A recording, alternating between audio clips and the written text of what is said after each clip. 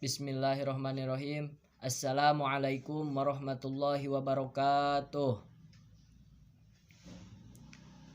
Wassalatu wassalamu ala Rasulillah sallallahu alaihi wasallam. Rabbi israh li sadri wa yassir li amri wahlul 'uqdatam min lisani yafqahu qawli. Amma ba'du. Tiada kata yang paling indah selain kita panjatkan puja puji syukur kehadirat Allah Subhanahu wa taala yang telah memberikan beribu-ribu kenikmatan kepada kita. Salawat beserta salam marilah kita curah limpahkan kepada panutan kita, yakni habibana wa nabiyana wa maulana Muhammad sallallahu alaihi wasallam. Tidak lupa kepada keluarganya, kepada sahabatnya, tabi'in tabi'atnya, serta kepada kita selaku umatnya. Semoga kita mendapatkan syafaatul udma darinya. Amin ya Allah ya Rabbal alamin. Yang terhormat kepada Bapak Asep A'ab Sihabuddin selaku dosen pendidikan agama Islam yang saya hormati. Dan saya di sini sebelumnya ingin memperkenalkan diri terlebih dahulu. Perkenalkan, nama saya Arif Hidayatullah dari Universitas Surya Kencana Cianjur, Fakultas Keguruan Ilmu dan Pendidikan, Program Studi Pendidikan Jasmani, Kesehatan dan Rekreasi. Saya di sini akan memaparkan sebuah presentasi yang berjudul Manusia dan Agama. Baik, kita langsung mulai dari yang pertama. Dari slide pertama ada manusia. Kita bisa baca dari situ. Menurut Islam, manusia berasal dari satu asal, yaitu dari Adam dan Hawa. Manusia merupakan makhluk Allah Subhanahu wa taala dalam sebaik-baik bentuk. Di samping itu, manusia dibekali dengan ilmu dan akal serta kemauan. Dengan demikian, dia punya kapasitas sebagai khalifah Allah di muka bumi. Ya, jadi manusia yang pertama Allah ciptakan adalah Nabi Adam alaihissalam dan diberi pasangan yaitu Siti Hawa, yang kita tahu berasal dari tulang rusuk Nabi Adam itu sendiri. Lalu manusia merupakan makhluk Allah Subhanahu wa taala yang sempurna dan sebaik-baiknya bentuk. Lalu manusia dibekali apa? Dibekali apa saja? Dibekali ilmu, dibekali akal pikiran yang tidak dimiliki oleh makhluk-makhluk lainnya. Jadi manusia diberikan ilmu, diberikan akal pikiran oleh Allah Subhanahu wa taala untuk menentukan mana hal yang baik, mana hal yang buruk, mana kegiatan yang baik dan mana kegiatan yang buruk. Dan juga manusia mempunyai kapasitas lebih sebagai khalifah Allah di mana? Ya, jelas di muka bumi.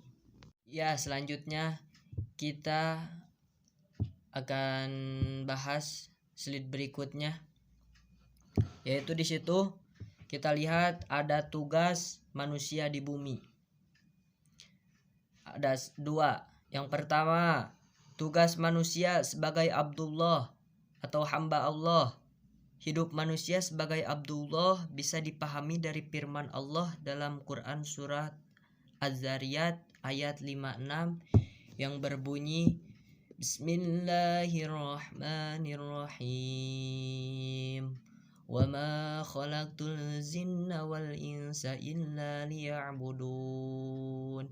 Al-ayah, yang artinya aku tidak menciptakan jin dan manusia melainkan agar mereka beribadah kepadaku. Jadi jelas dalam ayat ini tugas jin, tugas manusia itu hanya untuk beribadah kepada Allah Subhanahu wa taala. Jadi kita sebagai hamba Allah, kita harus bisa menjalankan aturan-aturan darinya dan menjauhi larangan-larangan darinya. Mudah-mudahan nih yang nonton saya di sini mudah-mudahan kita tergolongkan orang-orang yang selalu bertakwa kepada Allah Subhanahu wa taala. Amin. Ya, dan kedua adalah tugas manusia sebagai khalifah Allah. Tugas hidup manusia juga sebagai khalifah Allah di muka bumi. Hal ini dapat dipahami dari firman Allah dalam Al-Quran surat Al-Baqarah ayat 30 yang berbunyi, Bismillahirrahmanirrahim. Wa idh qala rabbuka lil malaikati inni ja'ilun fil ardi khalifah.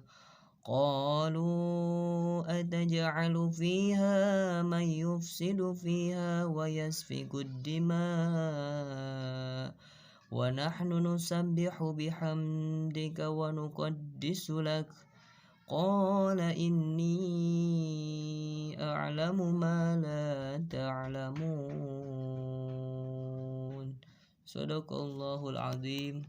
Al-ayah, yang artinya, dan ingatlah ketika Tuhanmu berfirman kepada para malaikat, aku hendak menjadikan khalifah di bumi. Mereka berkata, apakah engkau hendak menjadikan orang yang merusak dan menumpahkan darah di sana? Sedangkan kami bertasbih, memuaimu dan menyucikan namamu. Dia berfirman, sungguh aku yang mengetahui apa yang kamu ketahui. Ya, jadi dalam surat Al-Baqarah ayat 30, Allah menjadikan manusia sebagai khalifah di bumi. Lalu malaikat bertanya, apakah engkau yakin menjadikan orang yang selalu melakukan peperangan, melakukan tumpah darah di atas muka bumi? Tapi jawaban Allah, sungguh aku yang mengetahui apa yang kamu ketahui. Jadi dalam manusia menjadi khalifah di bumi ini dapat kita bisa contohkan sebagai begini. Ada sebuah negara, di dalamnya terdapat presiden, menteri, MPR, DPR, gubernur, bupati, camat, kepala desa, sampai ke yang paling bawah. Di situ ada RW, ada RT. Dan itulah adalah susunan pemerintah dalam suatu negara. Kemudian di dalamnya juga ada petani, ada pelacur, ada pedagang, ada guru,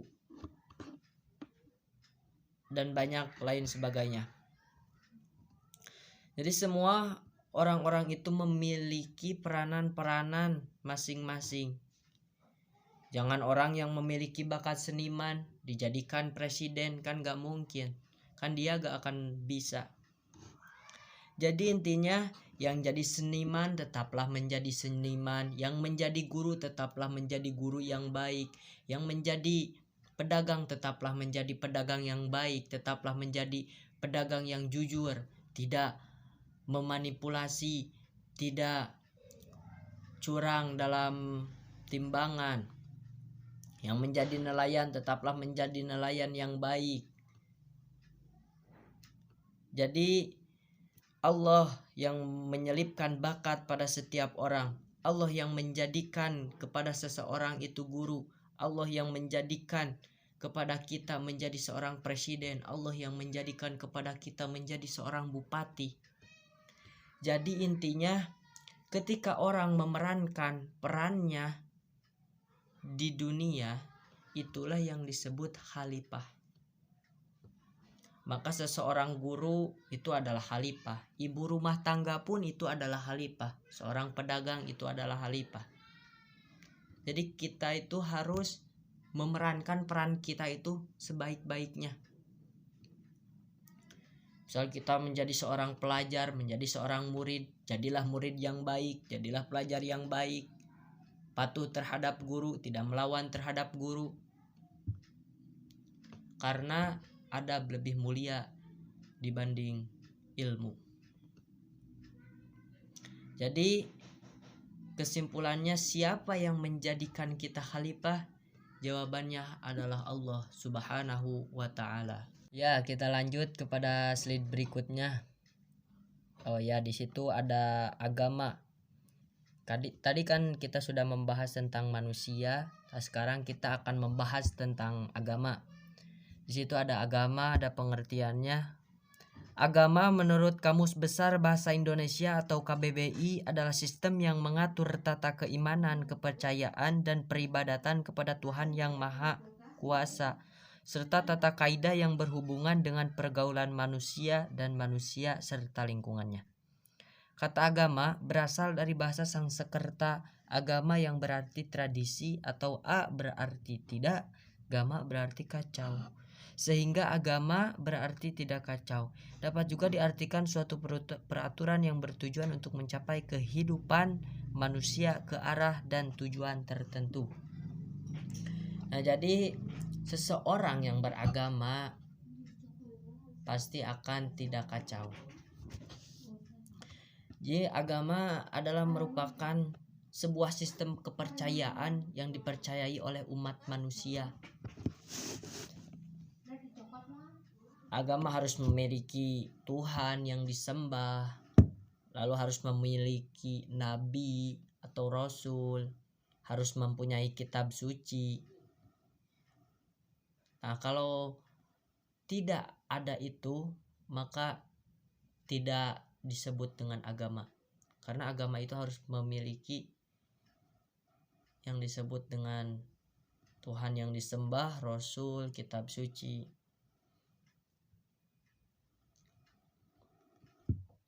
Kalau definisi menurut para ahlinya, di Indonesia istilah agama itu, untuk menyebut agama itu ada 6 agama yang diakui resmi oleh negara. Antara lain adalah seperti Islam. Jelas Islam adalah agama mayoritas terbesar di Indonesia, yaitu kemudian ada Katolik, ada Protestan, Hindu, ada Buddhisme, dan Konghucu. Sedangkan keyakinan yang tidak diakui secara resmi disebut religi. Banyak kan agama-agama seperti Sunda Wiwitan.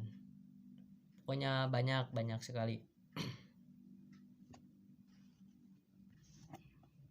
Lalu kita lanjut kepada slide berikutnya. Ada agama menurut para ahli.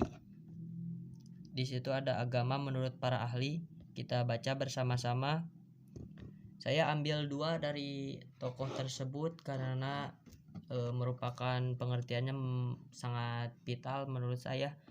Saya mengambil dari Emil Durkheim, mengatakan bahwa agama adalah suatu sistem yang terpadu yang terdiri atas kepercayaan dan praktik yang berhubungan dengan hal yang suci. Kita sebagai umat beragama semaksimal mungkin berusaha untuk terus meningkatkan keimanan kita melalui rutinitas beribadah, mencapai rohani yang sempurna kesuciannya. Nah, itu tuh menurut Emil Durkheim mengatakan. Dan yang kedua, karena saya mengambil 2, yang kedua ada dari Sultan Takdir Ali Syahbana. Sultan Takdir Ali Syahbana mengatakan agama adalah suatu sistem kelakuan dan perhubungan manusia yang pokok pada perhubungan manusia dengan rahasia kekuasaan dan kegaiban yang tiada terhingga luasnya, dan dengan demikian memberarti kepada hidupnya dan kepada alam semesta yang mengelilinginya. Nah, itu menurut kedua tokoh tersebut dapat kita pahami, dapat kita simak dari kedua tokoh tersebut. Sebaiknya kita memilih untuk mana yang menurut kita yang harus dipercaya dan mana yang tidak harus kita percaya. Ya, dan kita lanjut ke slide berikutnya. Ada hubungan manusia dan agama. Ini nih yang sangat penting. Jadi kan dari tadi kita bahas manusia terus agama. Lalu bagaimana sih hubungan manusia dan agama itu? Kita baca dulu pengertiannya. Agama sangat penting bagi manusia, terutama bagi orang yang berilmu. Apapun disiplin ilmunya, sebabnya karena dengan agama ilmunya akan lebih bermanfaat dan bermakna, serta dengan agama akan selalu mendorong manusia untuk mempergunakan akalnya dan memahami sunnatullah. Jadi hubungan manusia dan agama sangatlah erat. Karena kalau manusia tanpa agama itu hancur.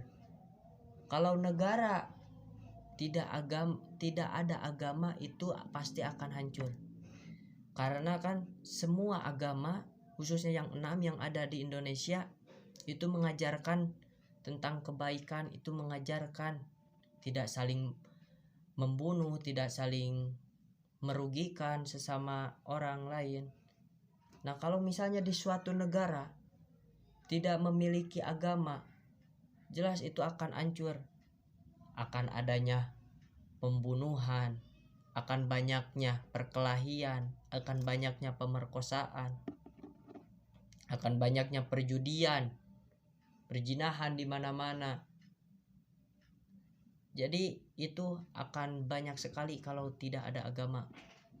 Dan di sini disebutkan orang yang berilmu disiplin ilmunya, sebabnya karena dengan agama ilmunya akan lebih bermanfaat.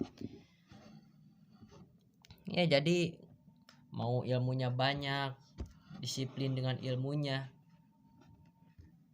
dan lalu dibarengi oleh agama, maka ilmunya itu akan bermanfaat. Agama juga membantu kita untuk kehidupan sosial, mendorong manusia untuk mempergunakan akalnya dengan memahami sunnatullah. Kita lanjut. Kita sudah sampai di bagian terakhir, yaitu kesimpulan.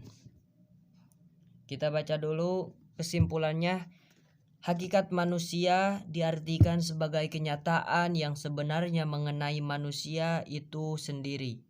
Manusia didefinisikan sebagai makhluk multidimensi, sementara Al-Quran menggambarkan manusia sebagai suatu makhluk pilihan Tuhan, sebagai suatu makhluk yang semi samawi dan semi duniawi, yang di dalam dirinya ditanamkan sifat mengakui Tuhan, bebas, terpercaya, tanggung jawab terhadap dirinya maupun alam semesta, serta karunia keunggulan atas alam semesta langit dan bumi. Fungsi dan peranan agama bagi manusia yakni sebagai pedoman hidup, way of life. Dengan adanya agama, manusia menjadi lebih kokoh pendiriannya, memiliki ketentraman jiwa, menumbuhkan keberanian pada diri manusia untuk menegakkan keadilan dan membebaskan manusia dari perbudakan materi. Jadi kesimpulan itu sangatlah luas. Jadi agama sangat penting untuk kita miliki. Untuk manusia sangat penting memiliki agama. Jangan sampai kita tidak memiliki agama. Karena di Indonesia pun juga itulah diwajibkan untuk memilih agama. Dalam dasar Pancasila juga, yang sila ke-1 ketuhanan yang Maha Esa. Jadi jelas manusia harus memiliki agama dan berketuhanan satu, berketuhanan Esa. Dalam agama pun memiliki ketentraman jiwa, menumbuhkan keberanian pada diri manusia untuk menegakkan keadilan. Karena kan fungsi dari peranan agama dari manusia itu yakni sebagai pedoman hidup. Jadi pedoman hidup kita itu dalam agama itu diajarkan. Pedoman-pedoman hidup kalau dalam Islam adalah ada kitab Al-Quran itu sebagai pedoman hidup, itu sebagai pegangan untuk kita berbuat yang tidak merugikan orang lain. Jadi kesimpulannya itu. Dan itulah akhir dari paparan presentasi yang saya sampaikan. Mohon maaf apabila ada banyak kesalahan tutur kata yang tidak berkenan di hati kalian. Kesalahan tersebut itu datangnya dari saya pribadi. Kebenarannya itu dari Allah Subhanahu wa taala. Saya berterima kasih kepada yang sudah menonton di channel saya. Jangan lupa like, comment, and subscribe. Dan terima kasih kepada dosen pendidikan agama Islam Bapak A'ab Syihabuddin.